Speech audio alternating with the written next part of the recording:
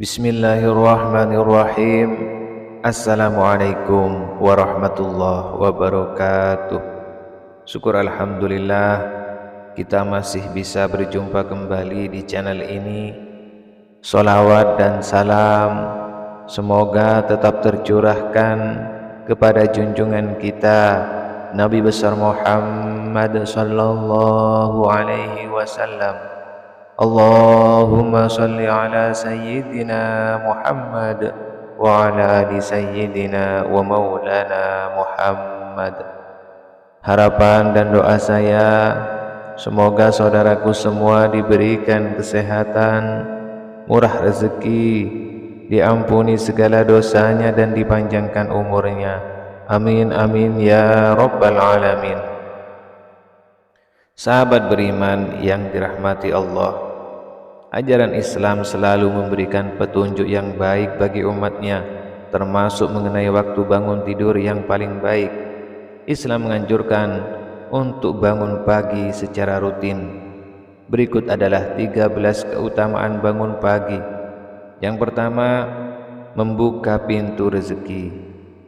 Ketika Rasulullah SAW pulang dari sholat subuh dari Masjid Nabawi, beliau mendapati putrinya bernama Fatimah masih dalam kondisi tidur. Maka beliau bersabda, "Wahai anakku, bangunlah, saksikan rezeki Tuhanmu dan janganlah kamu termasuk orang yang lalai, karena Allah memberi rezeki kepada hambanya antara terbit fajar dengan terbit matahari." Hadis riwayat Ahmad dan Al-Baihaqi. Yang kedua, terpenuhi segala kebutuhannya. Dari hadis Imam At-Tabrani dan Al-Bazar radhiyallahu an, Rasulullah sallallahu alaihi wasallam bersabda, "Bangunlah pagi hari untuk mencari rezeki dan kebutuhan-kebutuhanmu. Sesungguhnya pada pagi hari terdapat barokah dan keberuntungan." Yang ketiga, didoakan malaikat. Nabi Muhammad sallallahu alaihi wasallam bersabda, "Wa tajtami'u malaikatul laili wa malaikatun nahari fi salatil fajr." Dan para malaikat malam dan malaikat siang berkumpul pada salat fajar atau subuh. Hadis riwayat Bukhari dan Muslim. Rasulullah sallallahu alaihi wasallam bersabda, "Tiap menjelang pagi hari dua malaikat turun. Yang satu berdoa, 'Ya Allah, karuniakanlah bagi orang yang menginfakkan hartanya tambahan peninggalan.' Malaikat yang satu lagi berdoa, 'Ya Allah, timpakan kerusakan, kemusnahan bagi harta yang ditahannya atau bakhil.'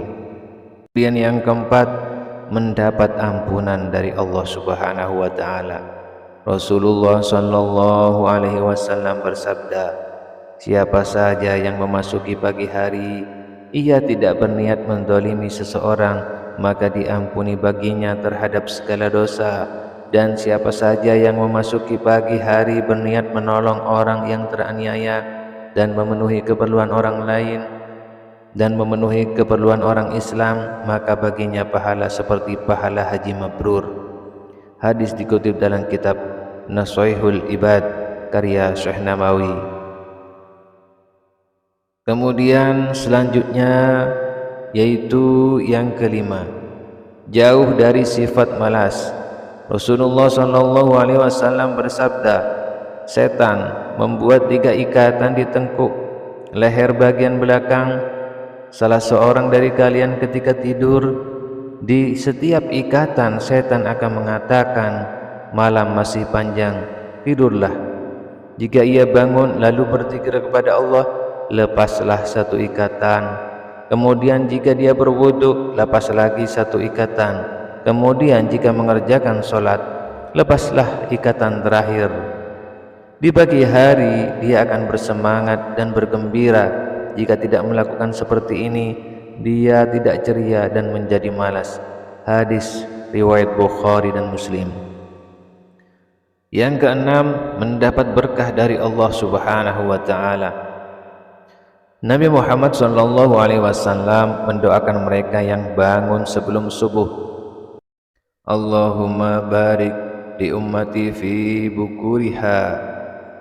Ya Allah, berkatilah umatku di waktu paginya. Hadis riwayat Abu Daud, Tirmizi, dan Ibnu Majah.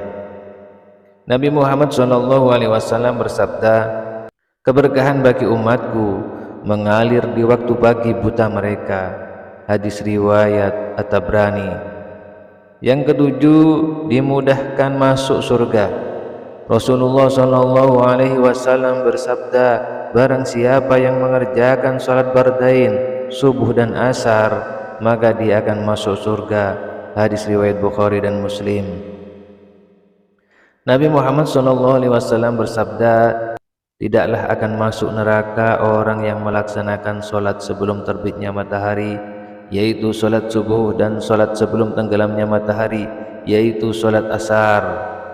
Kemudian yang kedelapan, jauh dari kelalaian. Rasulullah SAW bersabda, laki-laki itu telah dikencingi setan pada telinganya. Maksud dari dalil di atas adalah orang yang malas bangun pagi, maka berarti ia adalah orang yang lalai karena lebih memilih untuk tidur sesuai bisikan setan. Allah juga berfirman, dan sebutlah nama Tuhanmu dalam hatimu dengan merendahkan diri dan rasa takut, dan dengan tidak mengeraskan suara di waktu pagi dan petang, dan janganlah kamu termasuk orang-orang yang lalai. Kemudian yang kesembilan, mendapat rezeki yang luar biasa. Jika bangun pagi lalu melakukan salat sunnah sebelum salat subuh, maka insya Allah akan mendapatkan rezeki yang berlimpah. Dari Aisyah radhiyallahu an, dari Nabi Muhammad SAW bersabda, 2 rakaat salat fajar sebelum subuh lebih baik daripada dunia dan seisinya. Hadis riwayat Muslim. Kemudian yang ke-10, waktu yang baik untuk mulai beribadah. Dari sahabat Abu Hurairah, Nabi Muhammad SAW bersabda yang artinya, sesungguhnya agama itu mudah, tidak ada seorang pun yang membebani dirinya di luar kemampuannya, kecuali dia akan dikalahkan. Hendaklah kalian melakukan amal dengan sempurna, tanpa berlebihan dan menganggap remeh. Jika tidak mampu berbuat yang sempurna, maka lakukanlah yang mendekatinya. Perhatikanlah ada pahala di balik amal yang selalu kontinu. Lakukanlah ibadah secara kontinu di waktu pagi dan waktu setelah matahari tergelincir, serta beberapa waktu di akhir malam. Hadis riwayat Bukhari. Kemudian yang ke-11, lebih baik daripada dunia dan beserta isinya. Allah berfirman, maka sabarlah kamu atas apa yang mereka katakan, dan bertasbihlah dengan memuji Tuhanmu sebelum terbit matahari dan sebelum terbenamnya, dan bertasbih pula lah pada waktu-waktu di malam hari dan pada waktu-waktu di siang hari, supaya kamu merasa senang. Quran Surat At-Toha ayat 130.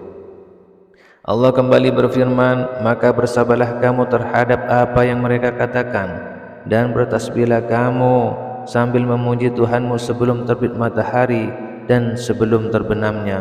Surat Al-Qaf. Yang ke-12, mendapat perlindungan dari Allah.